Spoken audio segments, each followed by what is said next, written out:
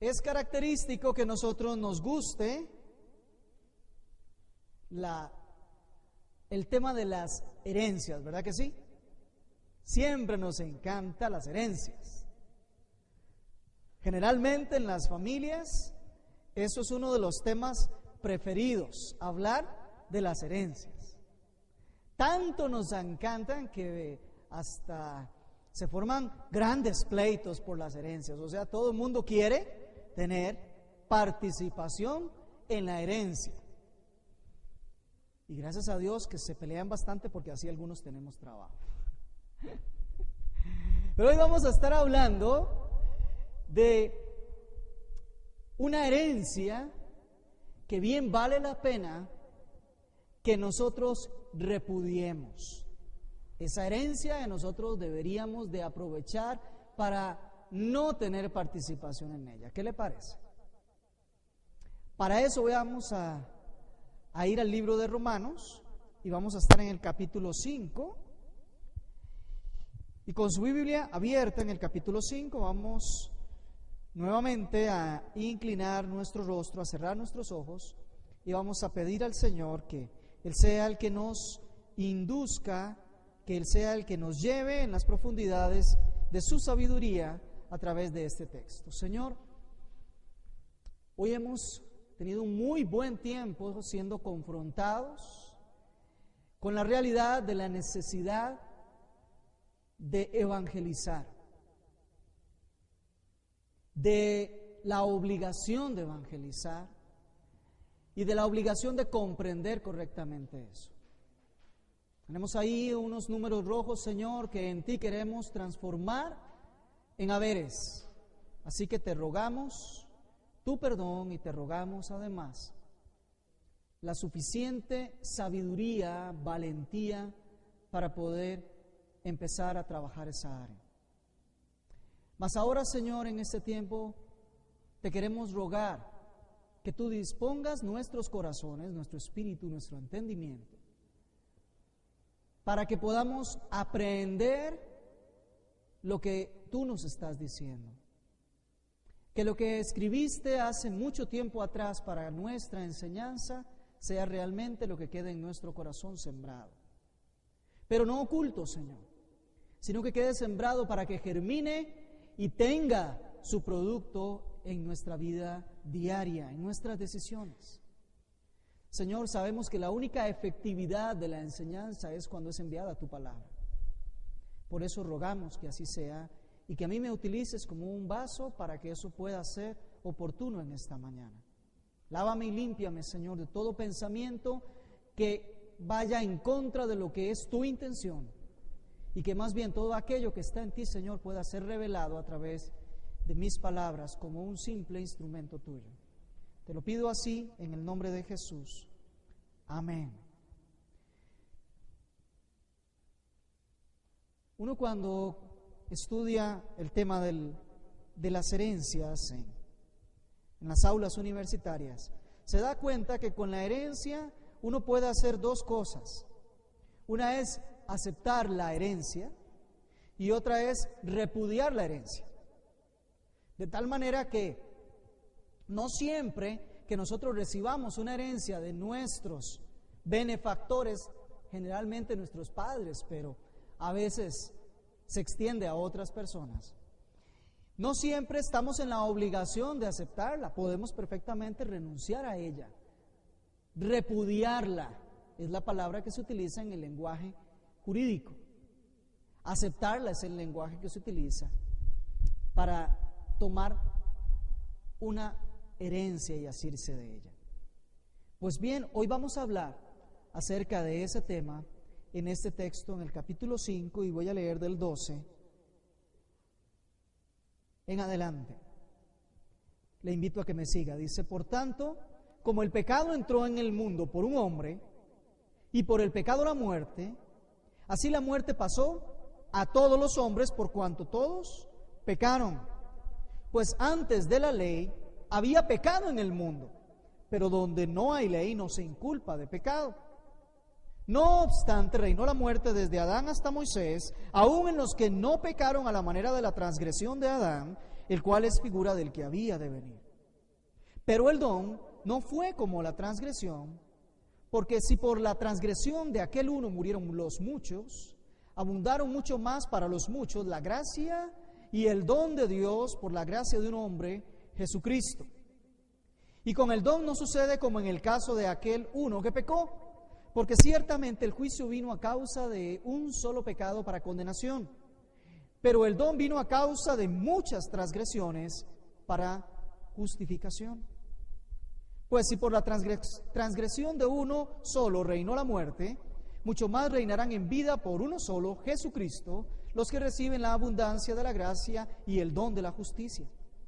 Así que como por la transgresión de uno vino la condenación a todos los hombres, de la misma manera, por la justicia de uno vino a todos los hombres la justificación de vida. Porque así como por la desobediencia de un hombre los muchos fueron constituidos pecadores, así también por la obediencia de uno los muchos serán constituidos justos.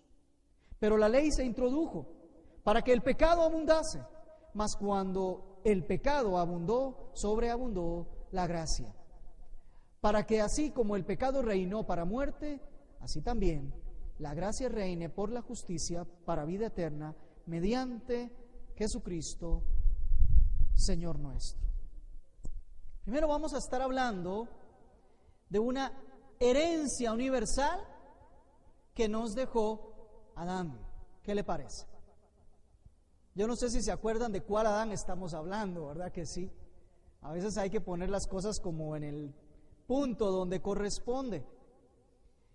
Yo quiero llevarle a Génesis nuevamente y quiero recordarle cómo fue el cuadro al terminarse la creación. En el capítulo 1 de Génesis, en el verso 31, han pasado 6 días en donde el Señor ha creado absolutamente todo. Los cielos, la tierra y todo lo que hay en ellos, incluido también el ser humano. Y el verso 31 dice, y vio Dios todo lo que había hecho, y he aquí que era bueno en gran manera, y fue la tarde y la mañana del día sexto. La creación termina, se completa por parte de Dios, y Dios echa un vistazo, hace una evaluación. Dios revisa y supervisa todo lo que ha hecho. Y Dios saca una conclusión de todo lo que había hecho. Y dice que todo era bueno en gran manera. Eso dice el verso 31. En consideración del mismo Creador, todo estaba hecho y todo era bueno en gran manera. Apenas unos versos atrás, en el 26, aparece que ya había sido creado el hombre. Y no solo eso, sino que resumidamente nos dice que se creó también a la mujer.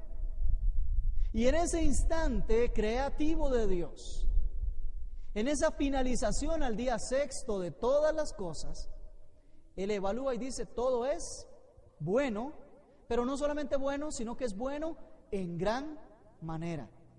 Estamos en el estado de gran bonanza, de gran bondad, incluido el hombre. Pero sucede algo muy interesante.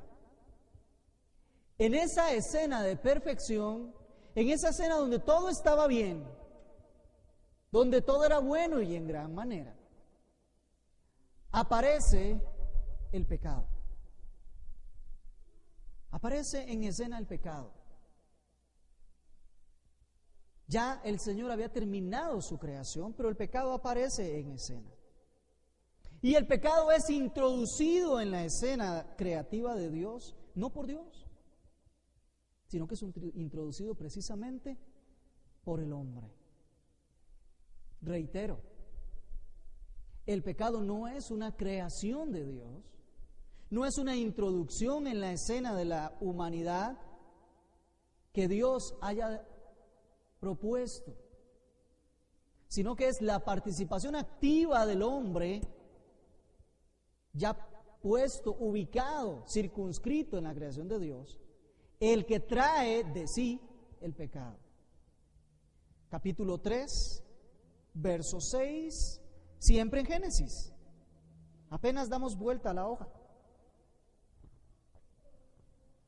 Vio la mujer que el árbol era bueno para comer y que era agradable a sus ojos y árbol codiciable para alcanzar sabiduría, y tomó de su fruto y comió y dio también a su marido, el cual comió así con ella. ¿Se da cuenta lo que acontece ahí? Ya desde el capítulo 2, cuando Dios puso al hombre y la mujer, ahí les había dado una orden. Y esa orden es que ese árbol del conocimiento del bien y del mal no debía de ingerirse, no debía de comerse. Así que ya tenían las reglas establecidas.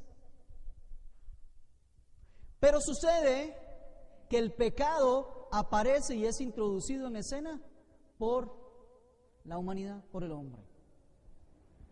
¿Y en qué grado? Veamos los grados, porque así funciona el pecado. Déjeme decirle cómo funciona. Veamos el verso 6 que acabamos de leer. Tiene un proceso de avance. El pecado tiene un proceso de agravación, para ponerlo de algún término. Primero la mujer, sabiendo que ese árbol no debía de comerse, primero lo contempló. A veces no hay nada de malo en ver, ¿verdad? Nada más lo vio, fíjese, lo vio. Vio aquel árbol, el cual era un árbol prohibido para ingerir. Pero ella lo ve. Pero fíjese que después de ahí, no solamente ella lo vio, dice que era bueno para comer. Al decir que era bueno para comer, ya hay una calificación que se le da a eso que se está viendo. Ya se calificó como bueno para comer. Pero pasamos un poquito más y dice que ya no solamente lo vio bueno, sino que era agradable. Ya le empezó a gustar, ya le empezó a agradar. Ya no solamente era bueno a la vista, a la mirada, sino que ya era muy agradable. Agreguémosle un concepto ahí adicional, ya era muy atractivo. No era nada repudiable. ¿Ve? Se fija. Pero sigamos viendo. Avanza y dice, ahora sí, el árbol era codiciable. ¿Vio lo que se despertó? ¿Se da cuenta lo que nació ahí? Tal vez leemos muy rápido las palabras. Voy a leerle nuevamente, ¿verdad? Resulta que si el árbol era bueno para comer, era de suyo. El árbol, digamos que el árbol producía una imagen de ser bueno para comer, el fruto de ese árbol. Ahí no hay culpa del árbol. Pero resulta que cuando ya a mí me resulta agradable, atractivo, ya el problema ya no está en lo bueno del arbolito, sino que el problema ya comienza a estar en mí, porque ya estoy considerando que para mí es agradable, ya estoy evaluando que para mí es bueno, que para mí es muy atractivo. Pero el asunto se agrava cuando ingresa la codicia. ¿Se da cuenta? El árbol no tiene la culpa de ser codiciable, ¿verdad que no? Para que aparezca la codicia tiene que haber una participación mía, que yo lo quiera sobre todas las cosas, lo ame, lo desee por encima aún de la orden que me ha sido dada de parte de el creador de todas las cosas. Mis valores cambiaron completamente, ¿verdad? Antes sí lo obedecía porque Él es el soberano del universo y todo lo que Él decía está muy bien, pero ahora resulta que se me presenta una ocasión donde mis valores dan vuelta y ahora resulta que es codiciable, lo deseo, lo quiero, lo anhelo por sobre cualquier cosa. Eso ya se llama codicia. ¿Se da cuenta dónde apareció ahí? Y no solo eso, sino que bueno, ya lo último es consumarlo, ¿verdad? Ya lo último que queda, después de que pasamos toda la evaluación, pues ya lo que queda nada más que se consuma. Ya llevarlo a la práctica, ya en el corazón estaba consumido y lo que quedaba era nada más que se diera. Como en efecto, come y le da a su marido y también come. El pecado aparece en escena, entonces, naciendo de un lugar específico, del corazón del hombre. Eso no es nuevo, ya lo hemos visto, ¿no es cierto? Ya nosotros hemos visto acá varias veces cuando el Señor hace la declaración y dice, es que la maldad está ahí en el corazón del hombre y desde su juventud, desde muy pequeño, ya viene pensando solamente en hacer el mal. Eso lo dice apenas, volteamos otra vez la hoja, ¿sí? ¿Qué le parece? En la próxima, capítulo 6 y el verso 5, y vio Jehová que la maldad de los hombres era mucha en la tierra y que todo el designio de los pensamientos del corazón del hombre era de continuo solamente hacer el mal. ¿Se da cuenta dónde apareció? Allí está el pecado. Y ahora aquella escena perfecta donde todo lo que se había hecho era bueno, se ve completamente distorsionada, manchada, se ve completamente destruida por la aparición del pecado que nació en el corazón del hombre. Allí estamos claros, sí, estamos entendidos. Digo, porque hay algunos por ahí que le andan echando la culpa del pecado o del mal que nosotros podemos ver continuamente, se la echan a Dios o se la echan a Satanás, ¿ve? Y resulta que ninguno de los dos tuvieron la culpa.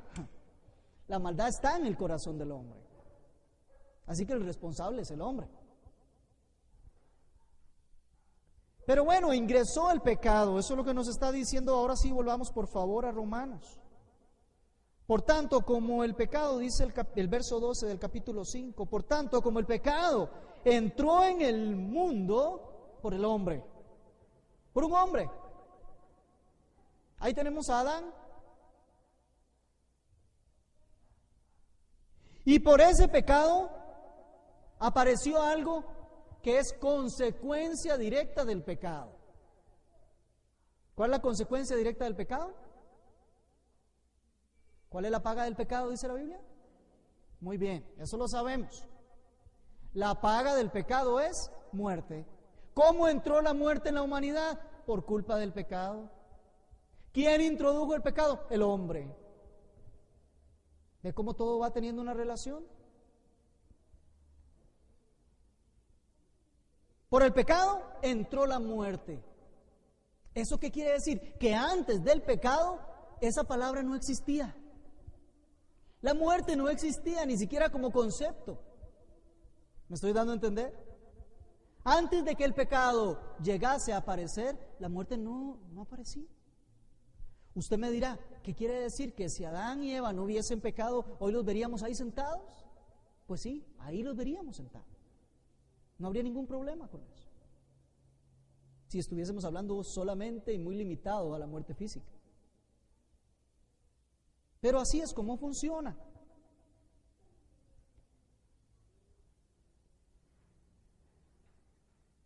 Ahora, el grave problema que se genera a través de lo que hicieron Adán y Eva, o básicamente Adán, a quien se le está aquí achacando directamente esta responsabilidad, es que eso no quedó ahí, sino que tuvo consecuencias y efectos universales. Es decir, los efectos de ese pecado pasan a toda la humanidad. Son efectos permanentes, para que lo podamos entender de alguna manera. La muerte se heredó a todos los hombres por cuanto todos pecaron. ¿Lo ve? Ahí dice, así la muerte pasó a todos los hombres porque todos pecaron. Y la herencia que nosotros estamos recibiendo de Adán viene en doble participación. Viene en doble participación. Primero, la primera participación que nosotros tenemos en esa herencia es porque ese pecado único y exclusivo cometido por Adán obligó a que la muerte entrara a toda la humanidad. Es decir, nosotros lo recibimos por efecto de lo que él hizo. Ustedes y yo recibimos los efectos de ese gran pecado. Pero hay otra doble participación que tenemos, y es que el ejemplo de lo que Él hizo es lo que usted y yo continuamos haciendo siempre. Ahí es donde volvemos a participar en esa herencia. ¿Por qué? Porque resulta que todos terminamos haciendo lo mismo que hizo Adán. Y ahora ya no solamente nos recae los efectos de lo que Él hizo, sino que ahora abonamos los efectos propios, los efectos nuestros, porque fuimos llevados como un ejemplo por Adán. Alguien dijo por ahí que nosotros, si no conocemos los errores de nuestros antepasados, estamos destinados a volver a cometerlos. El problema es que, tratándose de la vida espiritual, nosotros conocemos el error de Adán y lo seguimos haciendo. Seguimos cometiendo la misma desobediencia. Seguimos otra vez codiciando. Seguimos otra vez viendo aquello bueno o agradable cuando se nos había dicho que era prohibido. Así sucede con el pecado, ¿no es cierto? Es lo mismo, es exactamente lo mismo. Siempre aquello que Dios nos prohíbe nos resulta a nosotros cuando lo vemos, cuando después nos parece muy agradable y finalmente terminamos codiciándolo. Ya lo último es sencillamente ejecutarlo, ¿verdad? Llevarlo a la práctica. Primera de Corintios 15:22 dice: así, porque así como en Adán todos mueren, también en Cristo todos son vivificados. Porque vamos a ver que hay algo interesante. Este proceso de herencia que nosotros tenemos se va a ver contrastado con la obra de Cristo, pero eso lo vamos a ver un poco más adelante. Veamos a ver lo que dice el verso 13. Pues antes de la ley había pecado en el mundo. Pero donde no hay ley no se inculpa de pecado. Voy a decirle algo. Aun si usted no conoce la ley de Jehová, la herencia de pecado igual la recibe. ¿Me estoy dando a entender? Aquí no depende de que usted conozca la Biblia, que conozca lo que Dios haya dicho o no. No depende de eso. El pecado está en usted. La herencia de pecado de Adán usted la recibió por el solo hecho de ser un ser humano. Ahí no hay quite. Es una herencia que todos traemos. Aun cuando no haya una ley que nos diga que algo es pecado, nosotros cometemos el pecado y sabemos que es pecado. Vamos a ver, yo quiero para esto ponerlo como más claro, ¿verdad? Con un mayor ejemplo. Si nosotros dijésemos, por ejemplo, que tenemos la capacidad en nuestro país de eliminar absolutamente todas las leyes, que nada sea prohibido, quitamos toda la ley penal y quitamos todas las leyes de tránsito y quitamos todas las leyes de todo tipo, borramos toda la ley, derogamos toda la ley. Yo les pregunto, ¿eso haría que los seres humanos no hagan cosas malas? ¿O seguirían haciendo cosas malas? Diga sí o no, ¿verdad? Que seguirían haciendo cosas malas. No necesito que haya una ley que me diga que algo está mal para saber que algo está mal. Y aún así lo sigo haciendo. Y por eso el texto dice, muy interesantemente, pues antes de la ley había pecado en el mundo. No hay necesidad de que haya ley para que sepamos que estamos haciendo el mal. Pero donde no hay ley no se inculpa de pecado. ¿Estamos de acuerdo? Los demás no inculpan de pecado a alguien que no haya infringido una ley que no existe. Pero hay uno que sí inculpa de pecado, aunque no haya ley. Fue aquel que nos creó en aquel estado perfecto, donde todo era bueno en gran manera, pero que nosotros de nuestro corazón venimos a destruir, venimos a manchar, venimos a distorsionar. Y yo en esto quiero llevarle unos par de capítulos atrás Es más, 3 capítulos atrás. Vamos al capítulo 2 de Romanos. Y voy a leer del verso 12 al 16. Ya esto solamente voy a hacer lectura porque ya pasamos por ahí. Porque todos los que sin ley han pecado, sin ley también morirán. Porque la paga del pecado es muerte. Y todos los que bajo la ley han pecado, por la ley van a ser juzgados también. Porque no son los oidores de la ley los justos ante Dios, sino los que hacen la ley serán justificados. Porque cuando los gentiles que no tienen ley hacen por naturaleza lo que es de la ley, estos, aunque no tienen ley, son ley para sí mismos, mostrando la obra de la ley escrita en sus corazones, dando testimonio su conciencia y acusándoles o defendiéndoles en sus razonamientos, en el día en que Dios juzgará por Jesucristo los secretos de los hombres conforme al Evangelio. ¿Qué nos está diciendo Pablo acá? Que el hecho de que no hubiese ley después de que Adán pecó, y en todos ellos, hasta antes de recibir la ley, el hecho de que no hubiese ley, eso no significa que no habían pecado. Claro que así habían pecado, porque lo recibieron por herencia. Es una herencia que todos los seres humanos traemos. Lo recibimos, ya venimos malos, para que lo entienda bien, y además de eso nos gusta la maldad, y la hacemos. Eso es lo que nos está diciendo acá. Es una herencia que todos tenemos. No obstante, verso 14, reinó la muerte desde Adán hasta Moisés, o sea, hasta el momento en que se dictó la ley, aún en los que no pecaron a la manera de la transgresión de Adán, porque Adán es una imagen del que había de venir. El verso 14 nos dice que Adán es una imagen, es un tipo de Cristo, un tipo de lo que había de venir después. ¿En qué se parecen Adán y Jesús? Está muy interesante. Se parecen en que lo que hizo Adán afecta a todos los hombres, trae consecuencias para todos los hombres. Y lo que hizo Cristo trae consecuencias para todos los hombres. ¿Se da cuenta? Ahora bien, ya usted sabe cuál es la herencia que recibió, ¿verdad que sí? Ahora yo voy a hablarle de algo que no se hereda. Voy a hablarle de algo que Dios da. O sea, es un don, un regalo. Versos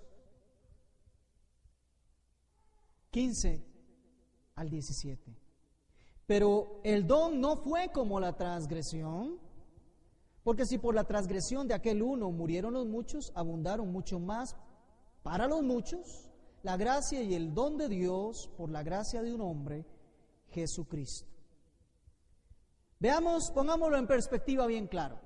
La transgresión de Adán, que fue solo una, solamente estamos hablando de un pecado. De Adán solo hablamos de que cometió un pecado. Se le dijo, no coma de ese árbol, y de ese árbol comió.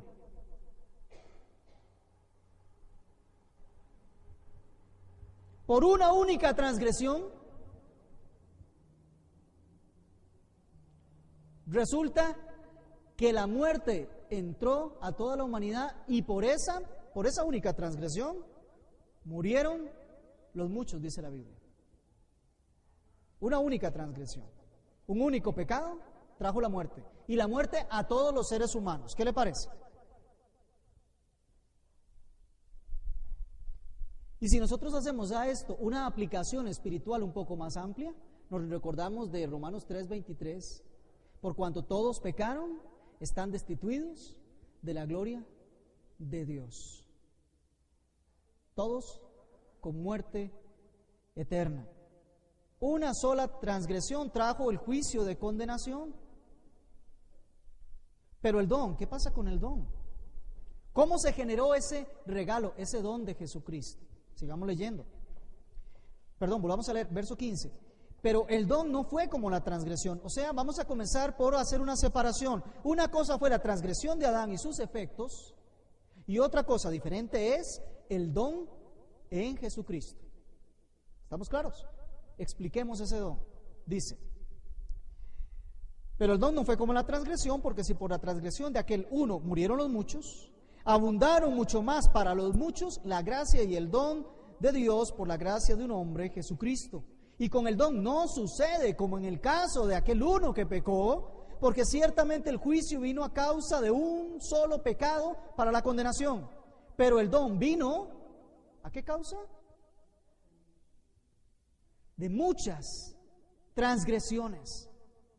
¿Sabe qué provocó esa gracia en Dios?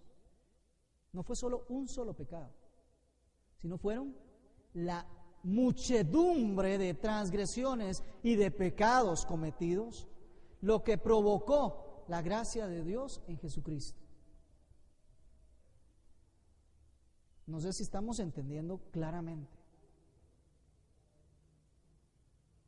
Un solo pecado, una sola transgresión, condenación y juicio, muerte para toda la humanidad. Pero muchas transgresiones cometidas a lo largo de todos estos años provocan la gracia de Dios en Jesucristo. El don, el regalo de Dios en Jesucristo. Este don, este regalo tiene un origen divino. La transgresión tuvo un origen humano. El pecado tuvo origen humano. La salvación tiene origen en Dios. Es Dios quien lo instauró y lo hizo para que muchos fuesen justificados. Recordemos capítulo 5, otra vez versos 1 y 2. Justificados pues por la fe, tenemos paz para con Dios por medio de nuestro Señor Jesucristo, en quien tenemos entrada por la fe a esta gracia en la cual estamos firmes y nos gloriamos en la esperanza de la gloria de Dios. Es en Jesucristo, es en el regalo provisto por Dios que ahora nosotros podemos contar con un don, con un regalo que nos permite repudiar nuestra herencia. Que nos permite decir, esa herencia de pecado yo la dejo atrás completamente.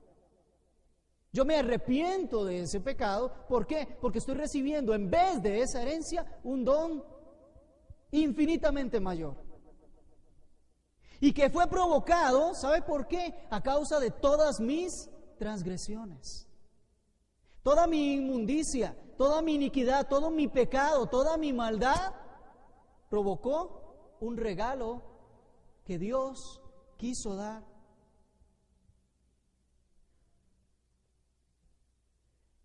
Verso 17, pues si por la transgresión de uno solo reinó la muerte, es cierto, la humanidad vive con un imperio sobre sí y es el imperio de la muerte. Hace un rato hacíamos una oración por nuestros jóvenes y le pedíamos a Dios que por favor mantuviera su halo protector sobre nuestros hijos, porque están inmersos en un mundo de muerte, en una cultura de muerte. Eso es el imperio de la muerte.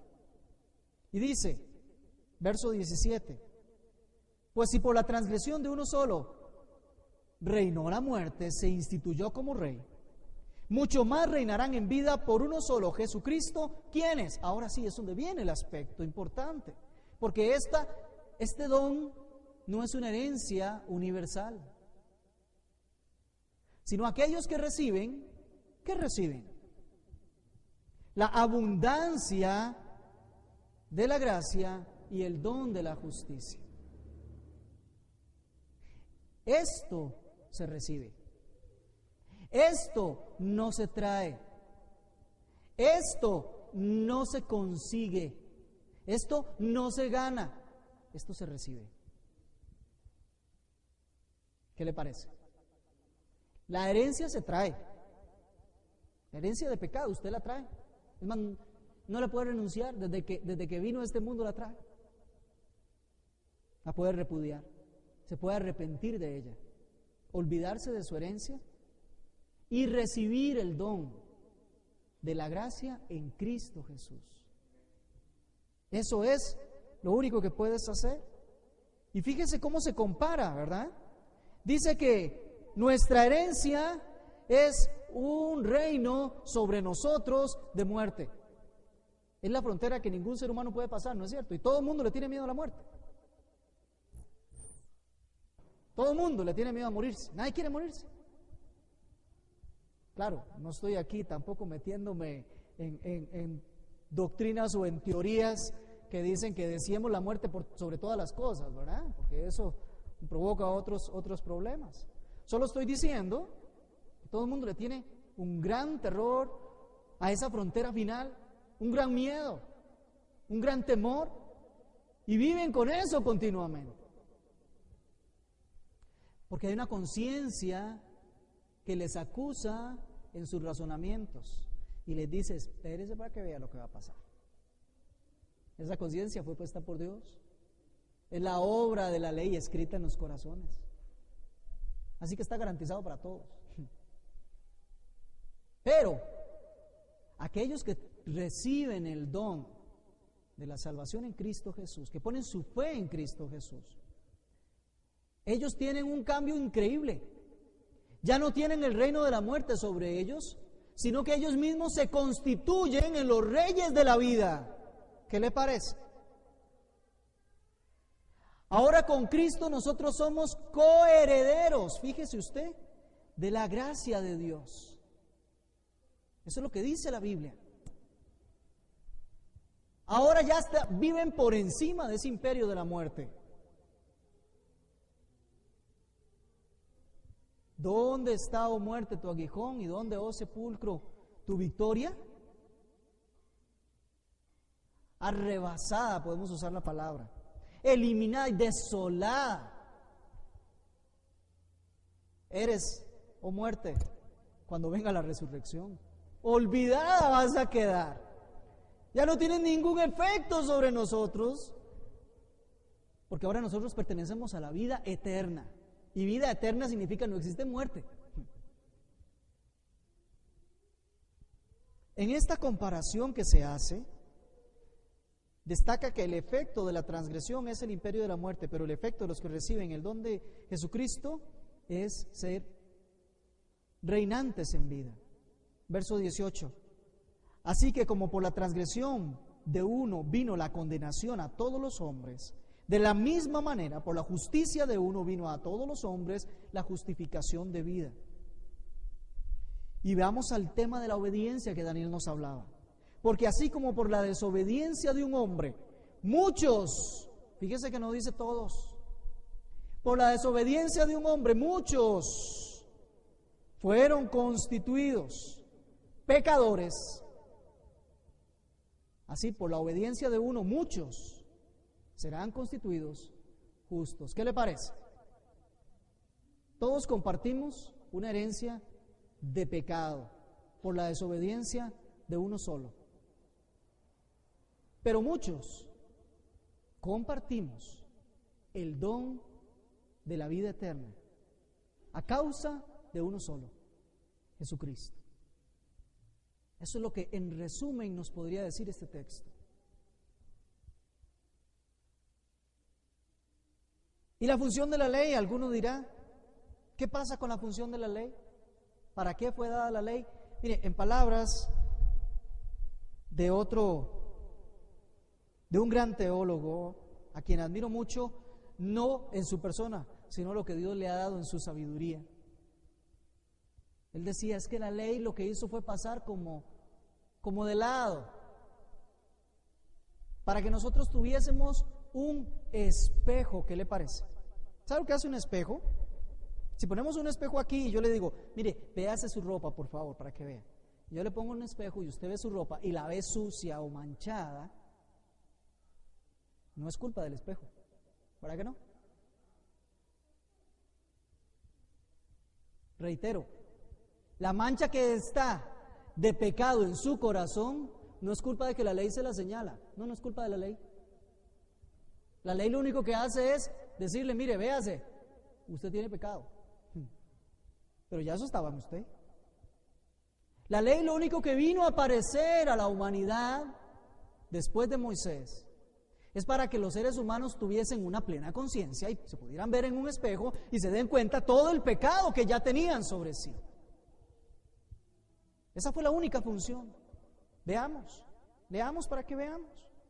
Pero la ley se introdujo para que al pecado abundase. Para eso. No significa que la ley produce el pecado, sino la ley denuncia el pecado y se lo hace ver continuamente a usted.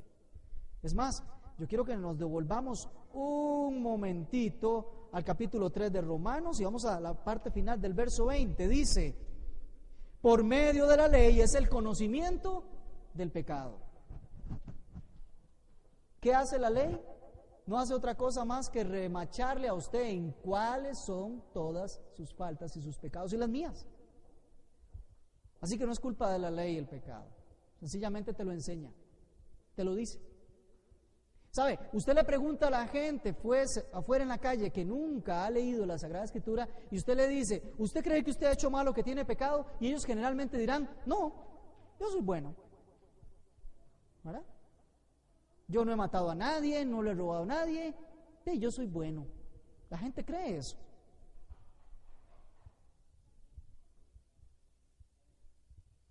Así que el que no tiene el espejo enfrente no se da cuenta que anda manchado. Por eso es nuestro deber evangelizar para decirle a la gente, mire, aquí está el espejo, véase. Esa es nuestra función, decirle a la gente, usted tiene pecado, está mal, y ese pecado que tiene lo va a llevar al infierno. Aquí está el espejito, véase. A menos que reciba el don de la salvación en Cristo, va para el infierno sencillamente.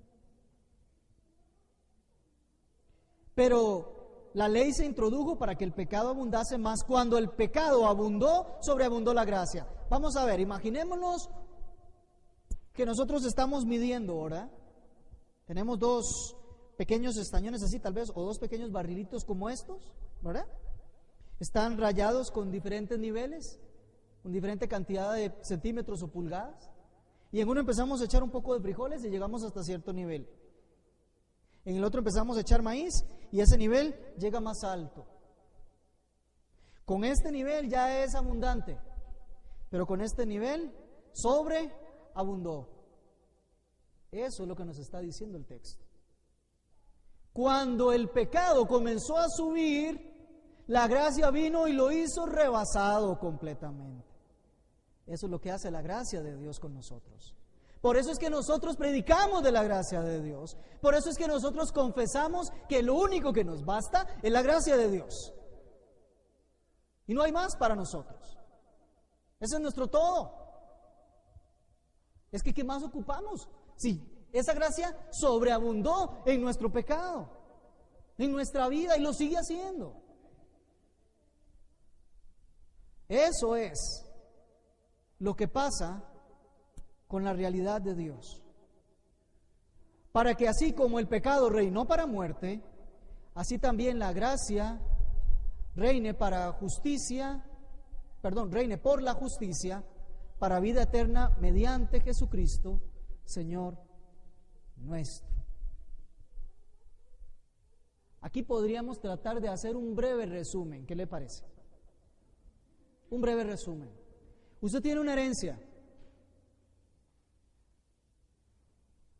El Señor ha provisto un don que le hace a usted tener que renunciar a su herencia, tener que ver su herencia como lo peor. Es más, arrepentirse de haber recibido esa herencia y dejar toda esa herencia de lado, repudiarla, olvidarse de ella para que siga viviendo por ese regalo, ese don que Dios tiene. Esa es la realidad. Ese es el resumen que le puedo hacer. Si usted no recibe esa herencia y vive bajo el concepto de Dios, repudiando todos los días esa herencia, manteniendo la fe en Jesucristo y siendo transformado por su gracia continuamente, Él dice, ya no tiene sobre usted el reinado de la muerte, sino que va a ser llamado a vida eterna. Eso es lo que Dios hace. Ahora, si usted no recibe el don de la vida eterna. Si su fe no descansa en Cristo Jesús, y si la gracia no es suficiente para usted, como algunos por ahí que andan buscando cosas nuevas o novedosas de Dios, porque ya esto no es suficiente para ellos, déjeme decirle que qué triste. Se mantiene bajo el imperio de la muerte. Y un día, cuando el Señor venga en su juicio, usted va a ser declarado culpable porque ya la ley ha reflejado su pecado. Eso es lo que hay para hoy. ¿Qué le parece si se pone de pie y terminamos con una oración?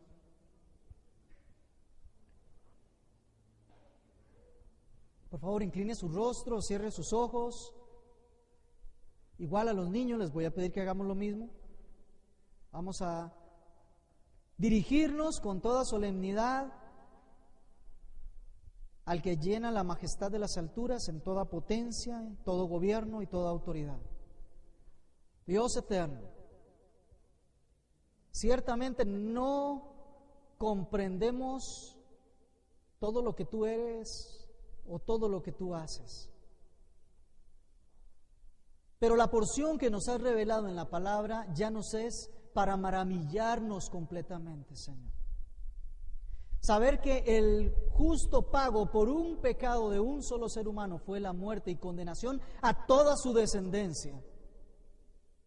Pero que las muchas transgresiones han movido tu corazón a presentar a Cristo, a darlo para que el que le reciba por fe no sea culpado de sus transgresiones, sus muchas transgresiones.